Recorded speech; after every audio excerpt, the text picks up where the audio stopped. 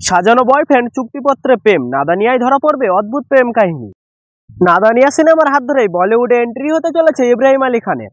যদিও খুশি কাপুরের এটি প্রথম সিনেমা নয়, তবে যেহেতু খুশি এবং ইব্রাহিম জুটির এটি প্রথম সিনেমা, তাই কিছুটা হলে উত্তেজিত দর্শকরা।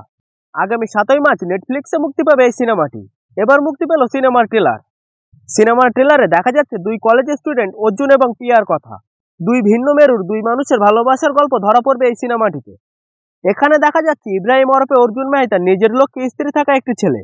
অন্যদিকে খুশি ওরফে পিয়া জয় সিং অর্জুনের প্রেমে পাগল।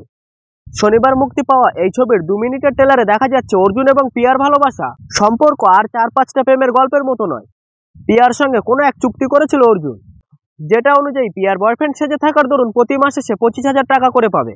অর্জুন এবং পিয়ার এই গোপন বোঝাপড়ার কথা যখন সকলের সামনে চলে আসে, তখন থেকেই শুরু হয় সমস্যা। প্রেম সম্পর্ক এই সমস্ত কিছু থেকে দূরে পালিয়ে যায় অর্জুন। নিজের লক্ষ্যে আরো ফোকাস করতে চায়, কিন্তু অজান্তেই সে পিয়ার প্রতি দুর্বল হয়ে পড়ে। অন্যদিকে নায়িকাও যে নিজের পরিবারকে নিয়ে একেবারেই খুশি নয়, সেটাও বোঝা যায় বিভিন্ন দৃশ্য দেখে। তারপর কি ঘটে, তারা কি অবশেষে সমস্ত জটিলতা কাটিয়ে এক হতে পারবে, সেটা নিয়েই এই ছবি। এই সিনেমাটি পরিচালনা করেছেন শাওনা গৌতম। এটি তার প্রথম পরিচালিত সিনেমা। এই প্রসঙ্গে পরিচালক জানিয়েছেন, নাদানিয়া আমার জন্য ভীষণ স্পেশাল। এই সিনেমাটি আমার প্রথম পরিচালিত সিনেমা। করণ স্যারের সঙ্গে কাজ করতে পারা আমার কাছে স্বপ্নের মতো ছিল, যা পূরণ হয়েছে। নাদানিয়া সিনেমাটি আরও একটি কারণে ভীষণ স্পেশাল হয়ে উঠেছে, কারণ এই সিনেমায় বহু বছর পর পর্দায় অভিনয় করতে দেখা যাবে সুনীল শেট্টিকে।